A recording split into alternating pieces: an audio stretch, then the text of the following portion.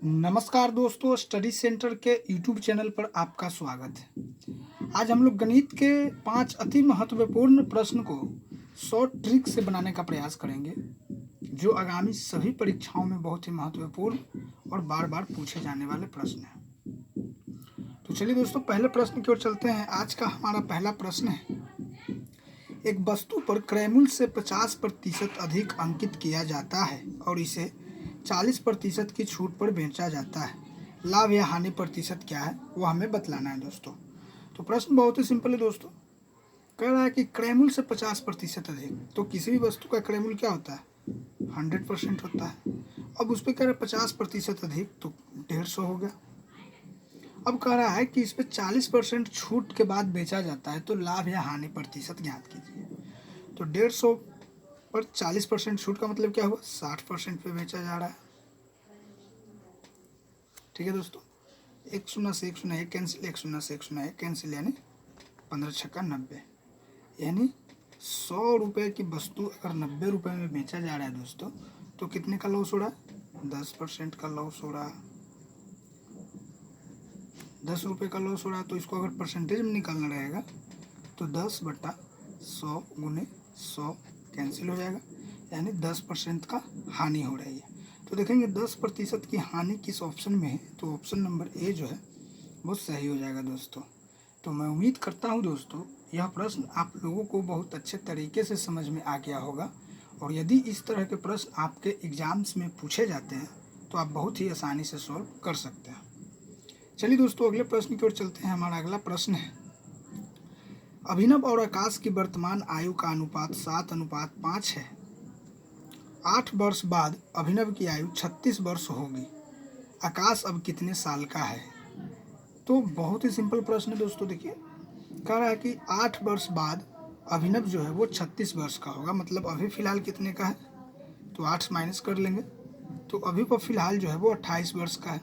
तो यह 28 जो है वो किसके बराबर हो जाएगा? 7 रेशियो के बराबर हो जाएगा। तो अब हमको पता करना है कितने का? 5 रेशियो का। तो 28/7 गुना में 5, 7 चौके 28 और 5 चौके 20, यानी आकाश का जो वर्तमान उम्र है दोस्तों वह 20 वर्ष का है। तो देखेंगे 20 वर्ष किस ऑप्शन में है, तो ऑप्शन नंबर बी जो है वो सही हो जाएगा दोस्तों। तो मैं उम्मीद करता हूँ दोस्तों, यह प्रश्न भी आप लोगों को बहुत अच्छे तरीके से समझ में आ गया होगा, और यदि इस तरह के प्रश्न आपके एग्जाम्स में पूछे जाते हैं तो आप बहुत ही आसानी से सॉल्व कर सकते हैं। चलिए दोस्तों, अगले प्रश्न की ओर चलते हैं। हमारा अगला प्रश्न है और बहुत ही महत्वपूर्ण प्रश्न है दोस्तों। एक घड़ी को 30% की हानि पर 770 रुपये में बेचा जाता है। 20% का लाभ प्राप्त करने के लिए इसे कितने में बेचा जाना चाहिए? तो बहुत ही सिंपल है दोस्तों। कह रहा है कि 30% हानि मतलब कितने पे बेचा जा रहा है? 70% पे बेचा जा रहा है। कितने में बेचा जा रहा है? 770 रुपये में बेचा जा रहा है। अब हमसे पूछ रहा है 20% का लाभ, तो मतलब 120% निकाल लेंगे, तो क्या हो जाएगा? 770/70 गुना में 120। 1 शून्य से 1 शून्य कैंसिल, 11 7 77। 120 में 11 से गुना कीजिएगा तो क्या आएगा? 1320। यानी 1320 रुपये में अगर उस वस्तु को बेचा जाए या उस घड़ी को बेचा जाए तो 20% का लाभ होगा। तो देखेंगे 1320 रुपये किस ऑप्शन में है, तो ऑप्शन नंबर डी जो है वो सही हो जाएगा दोस्तों। तो मैं उम्मीद करता हूं दोस्तों, यह प्रश्न भी आप लोगों को बहुत अच्छे तरीके से समझ में आ गया होगा, और यदि इस तरह के प्रश्न आपके एग्जाम्स में आते हैं तो आप बहुत ही आसानी से सॉल्व कर सकते हैं। चलिए दोस्तों, अगले प्रश्न की ओर चलते हैं। हमारा अगला प्रश्न है और बहुत ही महत्वपूर्ण प्रश्न है दोस्तों। ए एक काम को 18 दिनों में ख़त्म कर सकता है। बी ए से दोगुना कुशल है। यदि वो एक साथ कार्य करते हैं तो कार्य कितने दिनों में पूरा होगा? तो प्रश्न बहुत ही सिंपल है दोस्तों। कह रहा है बी है जो ए से दोगुना कुशल है। मतलब अगर ए एक दिन में 1 यूनिट काम करता है तो बी जो है एक दिन में 2 यूनिट काम करेगा। मतलब 1 यूनिट करेगा तो ये 2 यूनिट वर्क करेगा। अब कह रहा है कि अगर दोनों एक साथ मिलकर काम करें तो कितना दिन में पूरा हो जाएगा? तो बहुत ही सिंपल है दोस्तों। चूँकि 18 दिन में कर रहा है पूरा, तो 18 यूनिट काम हो गया। और एक दिन में कितना कर रहा है? दोनों मिलकर 3 यूनिट करेगा, तो 18 बटा 3 हो जाएगा। तो 3 छक्के 18 यानी कि दोनों मिलकर अगर काम करते हैं तो 6 दिन में काम समाप्त हो जाएगी। तो देखेंगे 6 किस ऑप्शन में है 6 दिन, तो ऑप्शन नंबर सी जो है वो सही हो जाएगा दोस्तों। तो मैं उम्मीद करता हूँ दोस्तों यह प्रश्न भी आप लोगों को बहुत अच्छे तरीके से समझ में आ गया होगा, और यदि इस तरह के प्रश्न आपके एग्जाम्स में आते हैं तो आप बहुत ही आसानी से सॉल्व कर सकते हैं। चलिए दोस्तों, आज का आखिरी प्रश्न है और बहुत ही महत्वपूर्ण प्रश्न है।